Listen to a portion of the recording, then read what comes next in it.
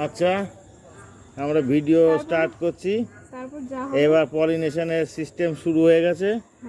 দেখা যাবে। হ্যাঁ, আমার ভাগ্নি তন্দ্রিমা ও পলিনেশন স্টার্ট করে দিয়েছে। এটাকে ইয়েতে দেবো। পলিনেশন স্টার্ট করেছে, দেখা যাক। এর আগে আমি 3-4বার ট্রাই করেছি, হয়নি। কিন্তু এবার ওকে নিয়ে এসছি, ও নিজে থেকেই আগ্রহ করে দেখি ও এবার ট্রাই করছে। আচ্ছা, আর একটা থেকে এবার পরাগ নিলে হয় না? অনেকগুলো আছে তো, একটু বেশি। হ্যাঁ, দেখা যাক। ও তো দেখে মনে হচ্ছে বিরাট এক্সপার্ট। আমি তো এত এইভাবে করিনি। আমার কাছে কোনোদিন ফেল হয়নি, এবার দেখা যাক ওর। সবকটা ড্রাগন আমাদের ধরে। আমি এর আগের বারও অনেক কবার এরকম ফুল এসছে, কিন্তু একবারও আমি এত করে এইভাবে করিনি।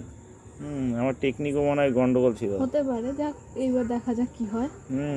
এটা তা আপনারাও যদি কেউ এরকম ড্রাগন থাকে আমাকে ঠিক ডাকবেন, এই সিস্টেমে বা ওকে হায়ার করতে পারেন। এই যে তলায় আর একটা, ও ওখান থেকে রেণুগুলো সংগ্রহ করছে। তারপরে এটা যদি দিনের বেলায় থাকতো, কিন্তু এটা হয়তো সেই 8টার সময় ফোটে, রাত্রি পেস্টের মতন হচ্ছে। ভালো করে গুলিয়ে নিতে হবে পরাগগুলোকে। এমনিতে এরকম কোনোদিনই এত সুন্দর করে গুলাইও নি। এভাবে পেস্ট হয়ে গেল, পেস্ট তৈরি হচ্ছে, পলিনেশনের পেস্ট। এবার দেখা যাক, একদম ডিটেলসে আপনাদের দেখাচ্ছি কিভাবে কি করতে হয়। একদম এই যে গর্ভমুণ্ডের ভেতরে এটাকে, পরাগগুলোকে জাস্ট দিয়ে দেওয়া আছে। ড্রপার দিয়েই করে দিলে, ফিস করে প্রেসার দিয়ে যাবে না, কারণ অতটা তো না, মানে স্মুথ নয় যে ড্রপার দিলে ভেতরে ঢুকে যাবে। আচ্ছা আচ্ছা আচ্ছা আচ্ছা, এইরকম ব্যাপার স্যাপার ঢুকে যাচ্ছে। ও হ্যাঁ, এই যে এটাকে একটুখানি পাইপের মধ্যে জাস্ট।